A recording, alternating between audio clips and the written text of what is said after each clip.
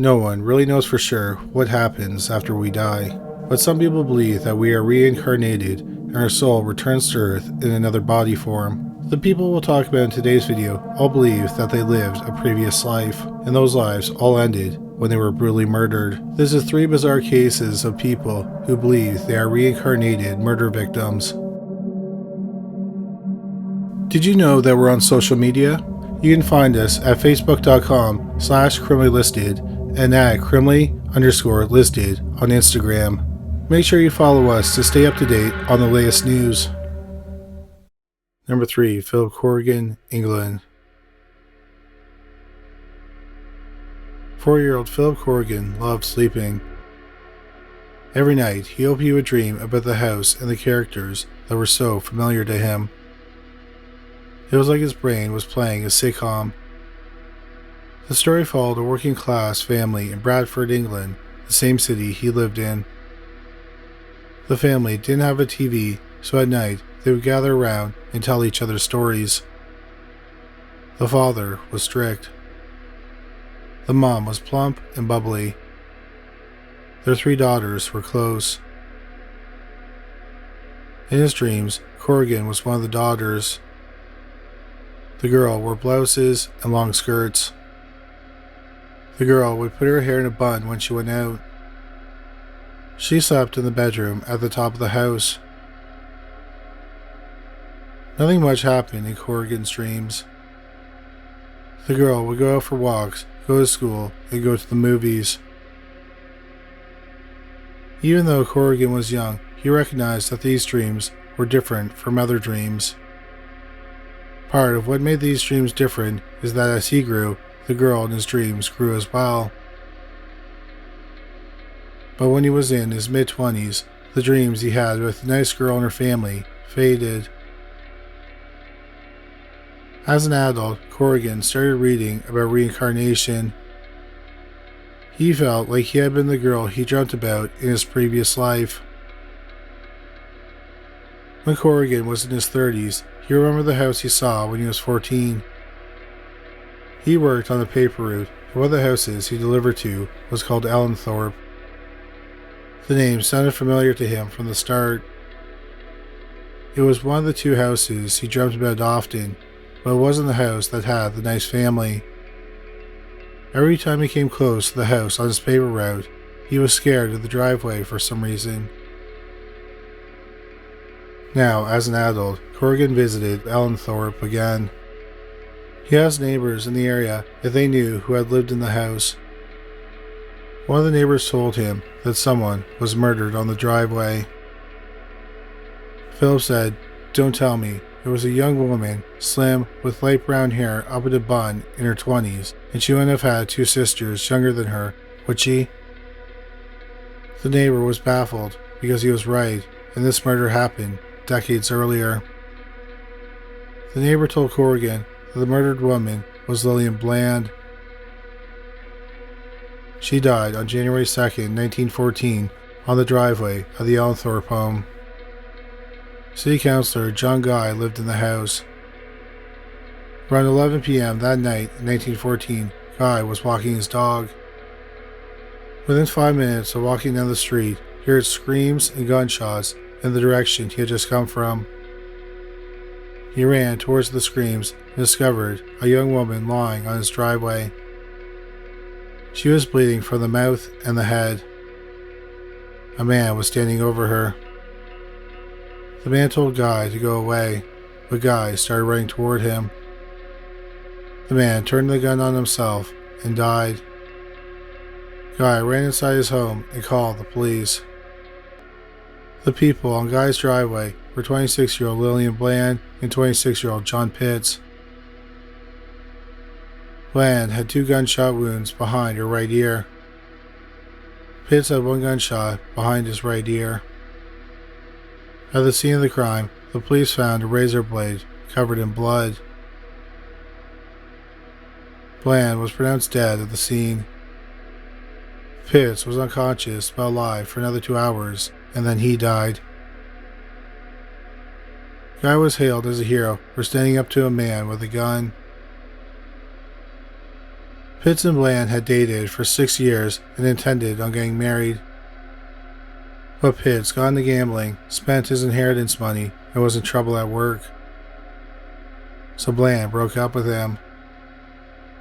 Yet the two of them remained friendly and hung out. Bland had been cheerful and kind. She worked as a burler and mender, meaning she fixed mistakes in fabric before it was sent out. Pitts had been a mill hand, but he wasn't working before his death. Corrigan began doing more research on Bland and Pitts. He noticed parallels between his life and Bland's life. Bland worked with textiles, and Corrigan's first job was working in a textile warehouse. Corrigan visited the warehouse Bland used to work at. He had felt a familiar feeling, like the building hadn't changed that much. He felt something in the corner of the room, as if it were lingering energy of Bland. Perhaps it's where Bland had sat. Corrigan grew up going to the same church as Bland. When Corrigan was 11 years old, his parents bought a grocery store near her house. Even stranger, as a kid, Corrigan used to play in the field across from her house. The day Corrigan visited Bland's house, he was an adult. The owner of the house happened to be a clairvoyant. The house owner saw Philip and immediately said, "You're the young girl that lived here." Yet the owner hadn't known the story of Bland or how she used to live in that house. Corrigan visited Bland's grave at the age of 36 and felt a deep sense of loss. He thought that her murder had been blocked out of his memory to protect him from the trauma. But he did think there was more to the crime than what had been reported. Corrigan believed that the killer was John Guy, the man who came upon Bland and Pitts in his driveway. Part of the reason why Corrigan believed this was because Guy was the only witness. And Corrigan had heard rumors that Bland had been in a relationship with Guy while she and Pitts were broken up. Here's what Corrigan thought happened the day Bland died. Witnesses saw Bland and Pitts together that day, being close and friendly together like a romantic couple. The two had been walking near Guy's house when he spotted them. Perhaps out of a jealous rage, Guy came out of the house with a gun and antagonized Pitts. Pitts pulled out a razor. Then Guy shot Pitts once in the head. Then Bland twice in the head. However, Corrigan's version of the story will likely never be proven. Corrigan acquired Bland's birth and death certificates. He said he felt like he had lost a member of his family. He said he was terrified of dying until he found out about Bland. Then he wasn't worried about dying because he thinks that death is about moving to a different plane. Corrigan felt like he could finally accept Bland's life and his own, and he felt he may have solved her murder. Bland's family has contacted Philip Corrigan, saying the details he knows about the murder are accurate. Corrigan was hoping that the family would welcome him back, but the family has asked him to please stop talking about the murder. If he's still alive at the time of this video, Philip Corrigan would be 64 years old. Number 2. 3-year-old in Golan Heights. Eli Lass was a physician who coordinated health services in the Gaza Strip. After his career as a medical doctor, he became a spiritual healer. He became fascinated with reincarnation. He investigated a reincarnation case of a boy we'll call David because his name hasn't been made public. The boy was born with a long birthmark on his head. His parents followed the Druze religion. Reincarnation is an important foundation of that religion. And if children are born with birthmarks, it's believed the marks are trauma wounds from a previous life. David's family lived in Golan Heights. The area used to be part of Syria until it was captured and annexed by Israel. When David was 3 years old, he told his parents that he was murdered in a past life. He said someone hit him in the head with an axe in a neighboring community. David's father and other relatives decided to visit the community with David. Dr. Lash was invited to join the group since he was studying reincarnation. The group arrived in the village and asked David if he recognized anything. David said it wasn't the village he lived in, so they walked to another nearby village. Again, David said it wasn't the village he had lived in. They went to a third village, and this time, David said it was where he had lived. As they walked through the community, David remembered the names of people who lived there. He even named his previous first and last name. David also pointed out his previous home. By this time, David's group had gained bystanders. One of the villagers recognized David's previous name. The villager said that the man disappeared 4 years ago and had never been found. It wasn't uncommon for people to go missing in that area. Golan Heights was a contentious area between Syria and Israel, where people suspected of being spies were killed or taken as prisoners. More villagers joined the group, and David recognized one of them. 3-year-old David walked up to a man and said the man's name aloud. The man said that yes, that was his name. Then David told him, "I used to be your neighbor. We had a fight, and you killed me with an axe." The man's face went white. David said, "I even know where you buried my body." David then led the group to a nearby field. The man David accused followed them. David stopped in front of a pile of stones and said, "He buried my body under these stones, and the axe over there." The group dug, and the skeleton of an adult male was found, along with the clothes of a farmer. The skull had a crack on it, just like David's birthmark on his head. The man admitted to the group that he did kill the man and buried him right there in the ground. The axe was also dug up nearby. Dr. Lash asked the group what they would do with the murderer. They told him they wouldn't bring him to the police, but they would punish him somehow. It is unknown what happened to the murderer or David. This account from Eli Lash is published in the book Children Who Have Lived Before. Lash died in 2009. Number 1. Abut Suzulmus, Turkey. Abut Suzulmus was a successful farmer in Adana, Turkey. On January 31st, 1957, an employee called Abut to a stable. The employee said an animal was sick and needed Abut's help. So Abut entered the stable.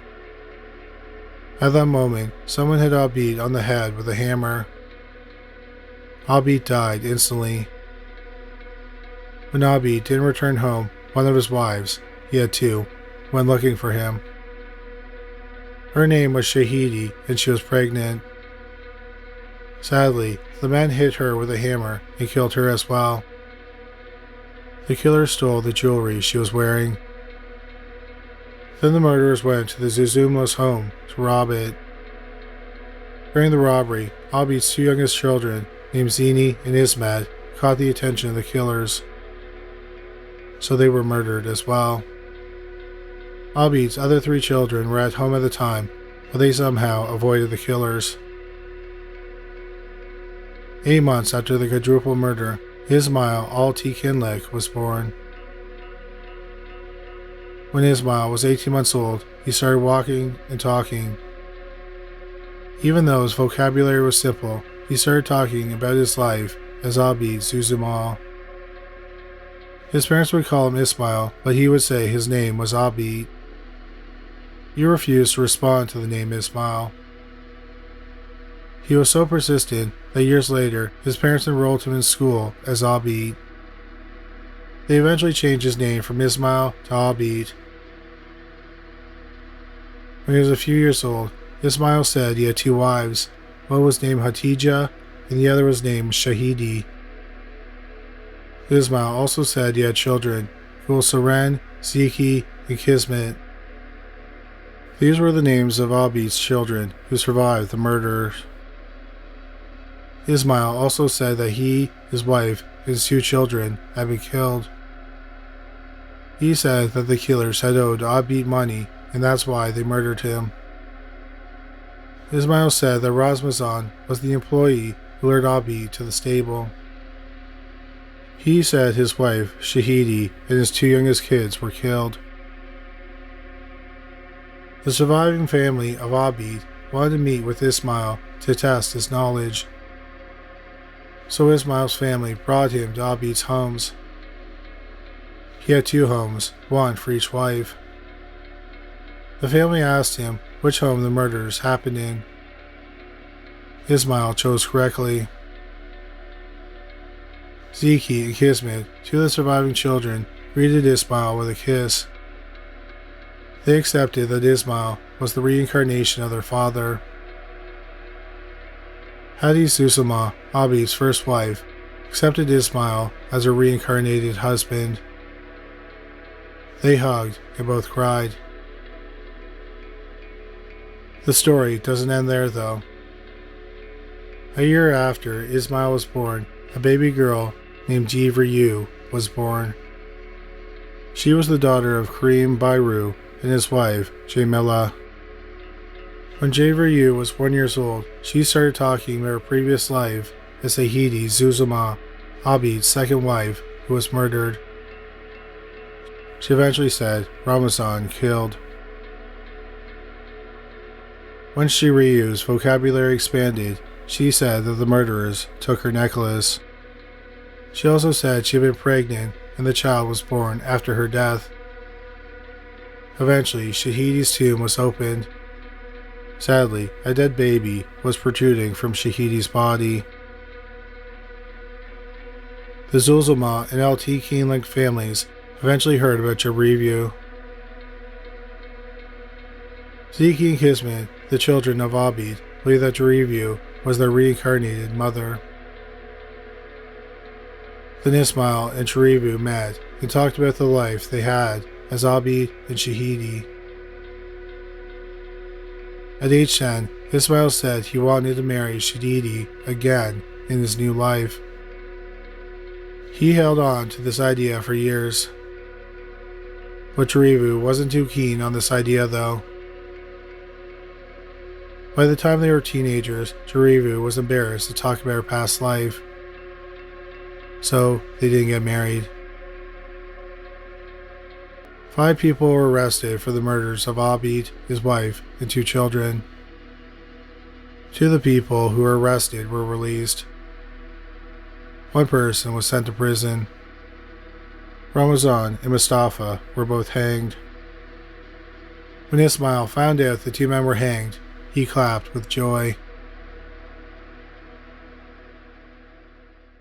Thank you so much for watching this video. We hope you found it interesting. If you did find it interesting, please make sure you subscribe. We'll have a new video about the paranormal every week. If you just discovered this channel, please make sure you check out our other channel, Criminally Listed. We have over 325 videos featuring bizarre but true crime stories. You can find it at youtube.com/criminallylisted.